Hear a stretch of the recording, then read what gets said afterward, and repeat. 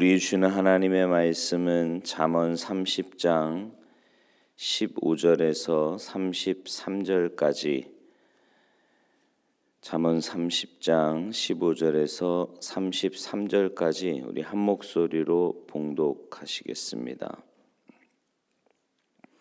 함께 봉독하십니다. 시작.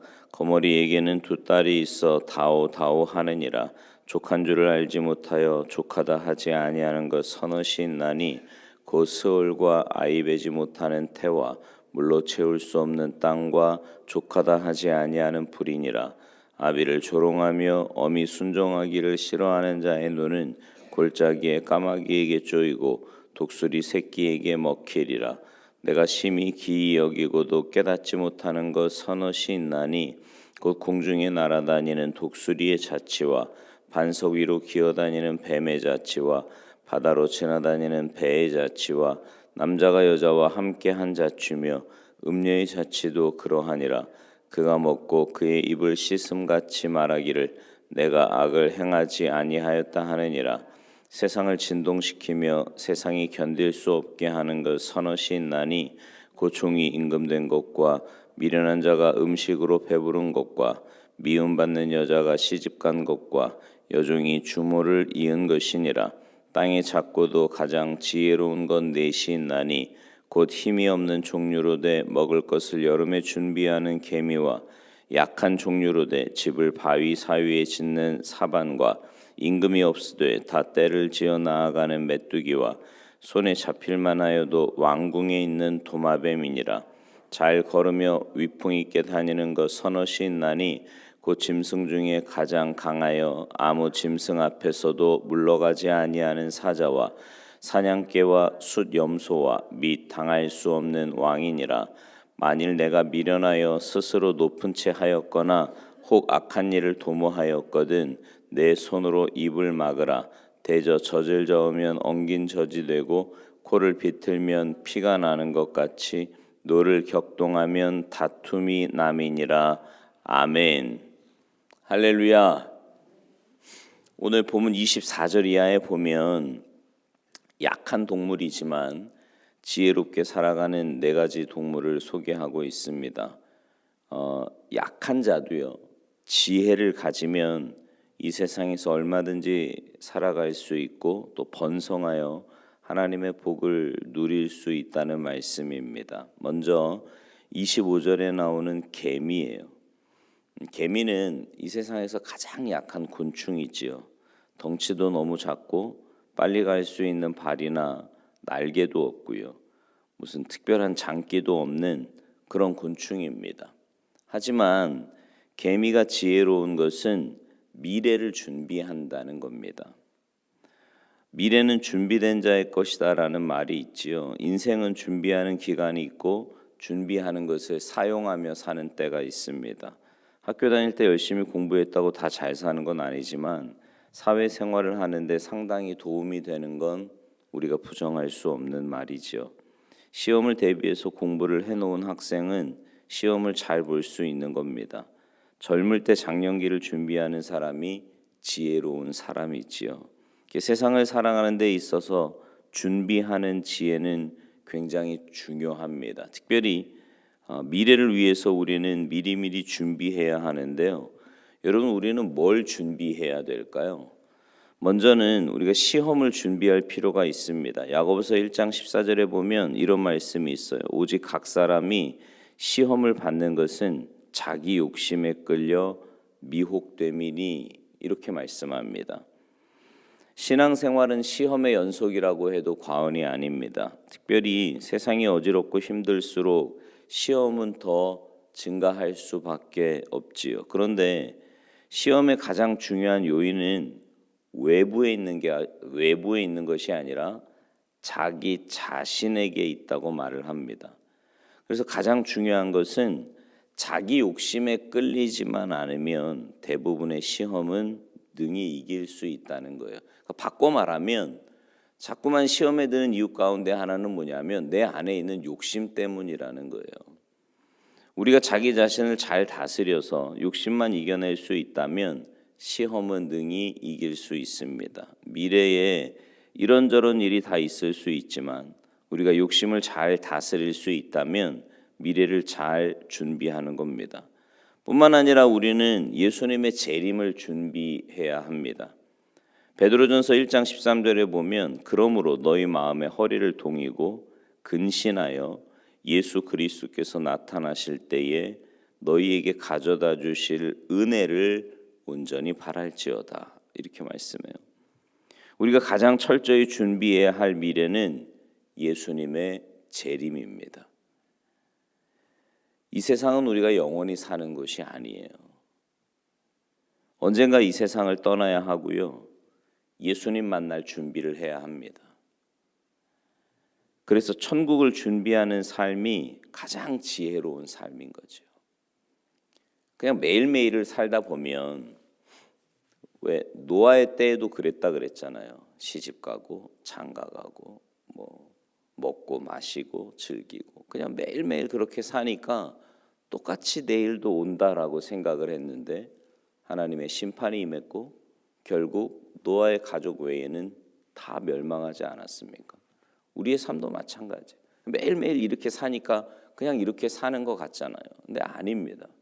개인의 종말이 오든 주님이 오시든 분명히 우리는 주님 앞에 서야 하는 날이 있다라는 거죠. 다시 오실 그 주님의 우리가 소망 가운데 믿음으로 준비하는 삶, 이것이 우리에게 반드시 필요한 지혜입니다. 두 번째는 26절에 나오는 사반입니다. 이 사반이라는 동물은 우리나라 오소리하고 좀 비슷한 동물인데요.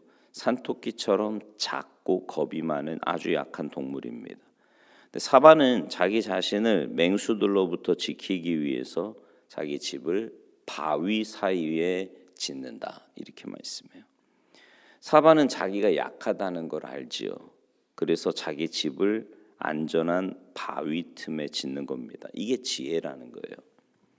그러니까 위험할 때, 위기의 순간에 무엇을 피난처로 삼느냐, 그게 중요한데 사반은 피난처를 바위 틈으로 삼은 겁니다. 그런 지혜가 있다는 거예요. 여러분, 우리 인생도요, 위기의 순간이 다가올 때가 얼마나 많이 있습니까?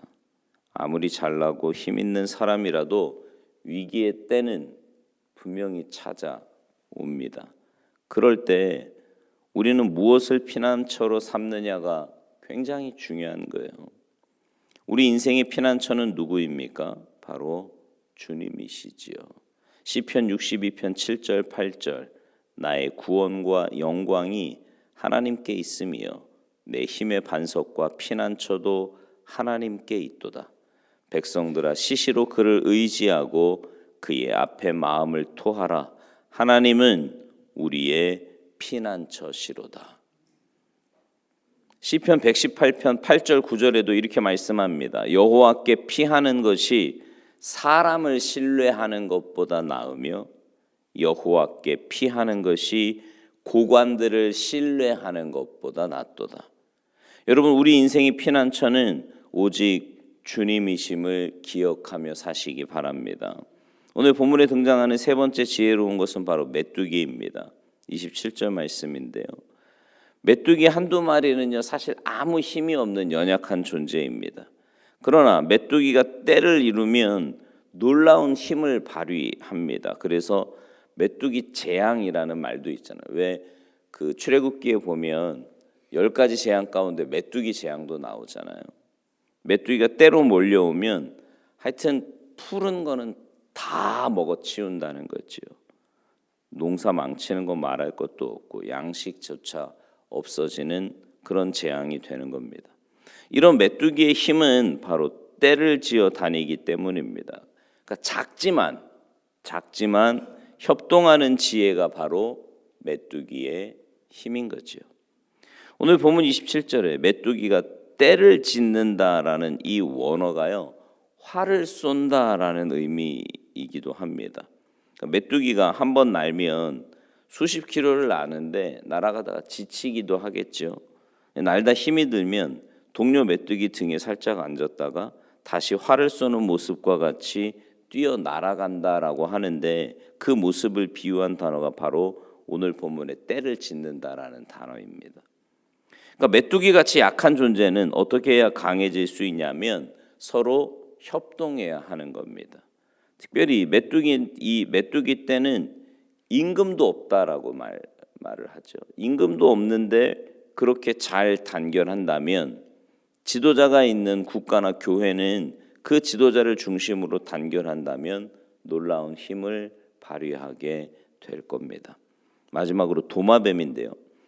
우리나라 사람들은 이렇게 도마뱀 그러면 혐오 동물로 생각을 하지만 동남아에 가면 도마뱀은 행운을 가져다 주는 동물로 여깁니다. 예전에 어떤 분이 베트남에 가서 이제 세미나에 참석을 했는데 호텔이 좋은 호텔이었대요. 근데 벽 위로 도마뱀이 이렇게 기어 다니니까 놀란 거죠. 그래서 프런트에 전화를 해서 이 방에 도마뱀이 있으니까 방을 좀 바꿔달라고. 그랬더니 그 직원이 하는 말이 우리 호텔에 도마뱀 없는 방은 거의 없다. 그리고 도마뱀은 해롭지 않다. 이렇게 이야기를 하더랍니다. 어떤 뱀은 산에 거하고 어떤 도마뱀은 들에 거합니다. 근데 오늘 본문에 나오는 이 도마뱀은 왕궁에 거한다 이렇게 말씀해요. 왕궁에서 쫓겨나지 않고 왕궁이 자기 집인 양 살 수 있는 이유는 동남아처럼 해충을 잡아먹음으로 사람에게 필요하고 유익을 주는 존재가 되기 때문입니다. 여러분, 인간은요 사실 하나님 앞에서 도마뱀처럼 아무것도 아닌 하찮은 존재일 수 있습니다. 하나님 앞에 내세울 만한 자랑거리가 우리가 뭐가 있겠습니까? 아무것도 없지요. 그러나 우리가 믿음을 가지면 하나님이 거하시는 하나님의 집, 영원한 천국에 거할 수 있습니다. 우리가 하나님께 필요하고 유익한 존재가 되면 하나님의 집에서 영원히 살 수 있는 거예요.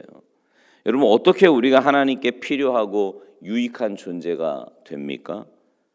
믿음으로 하나님의 자녀가 되는 겁니다. 그래서 믿음이 가장 중요한 지혜가 되는 거지요.